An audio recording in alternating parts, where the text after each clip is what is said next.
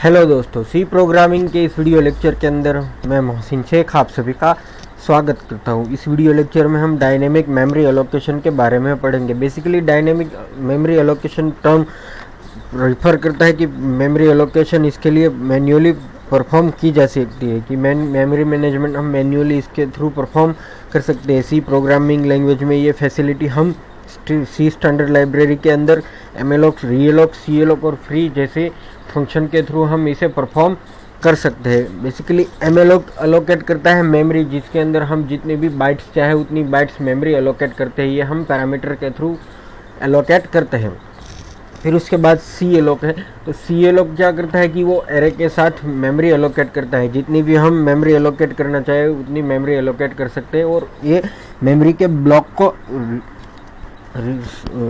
Allocate करता है। Zero से लेकर ये अलोकेट करता है। फ्री में उसकी मदद से हम मेमोरी को फ्री कर सकते हैं। ये अलोकेट की हुई मेमोरी को फ्री करता है। और रीअलोक की मदद से हम अलोकेट की हुई मेमोरी के अंदर चेंज कर सकते हैं। तो सबसे पहले हम सीखेंगे कि किस तरीके से हम एमएलओक के थ्रू मेमोरी को अलोकेट करते हैं। जैसे कि यहाँ पर मैंने एक पीआरटी दिया हुआ है, उसके अंदर डाटा टाइप, फिर एमएलओक और जो साइज़, तो इसी को मैंने एग्जांपल के थ्रू लिया कि character C H equal to एमएलओक और 100, यानी कि ये 100 कैरेक्टर स्टोर करेगा। इसी तरह हम इंटीजर के अंदर भी इसको परफॉर्म कर सकते हैं। Integer pointer num equal to integer pointer malloc size, हम क्या करेंगे कि 100 divided to size of integer की साइज से 100 मल्टीप्लाई करेंगे। फिर इसी तरह हम फ्री भी करेंगे कि फ्री सीपी कैरेक्टर पॉइंटर या फिर सी एच, जो भी आपका वेरिएबल नेम है, फिर फ्री नम, जो भी आपका इंटीजर, दोनों हमने एग्जांपल लिए है तो दोनों को यहाँ पर फ्री किया। इसके अलावा रीअलोकेट करने के लिए क्या करते हैं कि P R T equal to reallocate, जो हमारे पॉइंटर है वो, उसके बाद न्यू साइज़, जो भी न्यू साइज़ हम देना चाहे वो यहाँ पर दे सकते हैं। तो सिंपली पॉइंटर के साथ परफॉर्म करने के लिए मैंने एक छोटा सा प्रोग्राम बनाया है, जिसके अंदर मैंने कैरेक्टर नम इक्वल टू 100 लिया हुआ है, फिर एक कैरेक्टर पॉइंटर ले लिया अबाउट। अब नेम के अंदर क्या करता हूँ कि उसके अंदर एक स्ट्रिंग को कॉपी करता हूँ जिसके नाम है शेखू बाबा। अब about equal to memory allocate करता हूँ 50 multiply by size of character, ठीक है। अब इफ़ कंडीशन के अंदर if about equal to null, कि अगर अबाउट नल है तो यहाँ पर प्रिंट करें कि मेमोरी लोकेशन फेल्ड।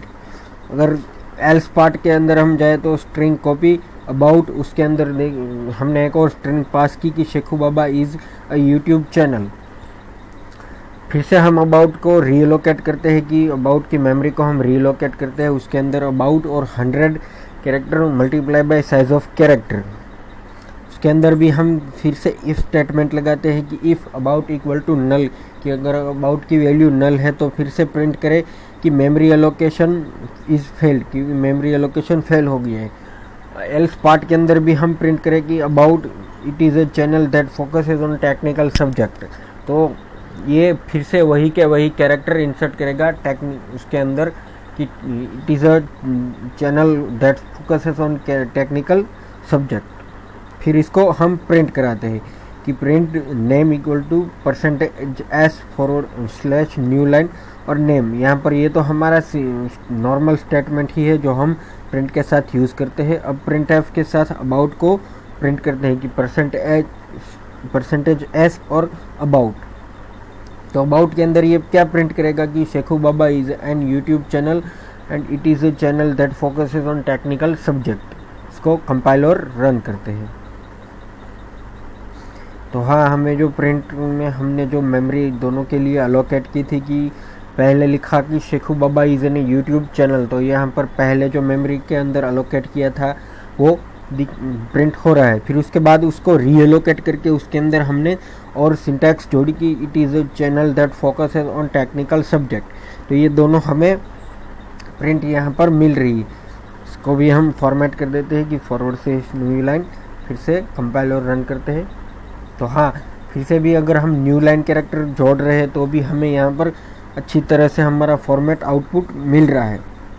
इसके अलावा मैंने लास्ट में प्रोग्राम में एक सिंटैक्स लिखिए फ्री और अबाउट, यानी कि हम जो अबाउट है उसको फ्री कर रहे हैं, उसकी जो मेमोरी अलोकेट हुई थी उसको हम फ्री कर रहे हैं, यानी कि हम हमारे प्रोग्राम के अंदर वो मेमोरी को एम्प्टी कर रहे हैं।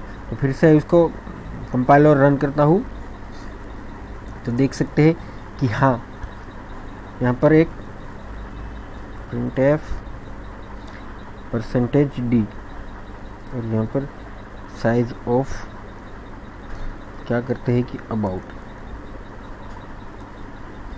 अबाउट की साइज यहाँ पर हम प्रिंट करते हैं।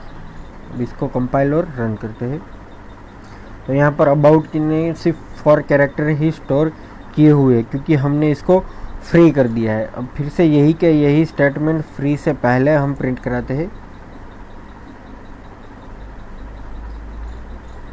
तब भी इसने 4 ही कैरेक्टर स्टोर किए हुए हैं क्योंकि ये कैरेक्टर वेरिएबल है इसलिए। तो उम्मीद करता हूँ कि इस वीडियो लेक्चर की मदद से आपको डायनेमिक मेमोरी एलोकेशन के लिए मदद मिली होगी। आप हमारे YouTube चैनल पर आकर हमें लाइक कीजिए, सब्सक्राइब कीजिए और हमारे वीडियोज़ शेयर कीजिए। Thank you.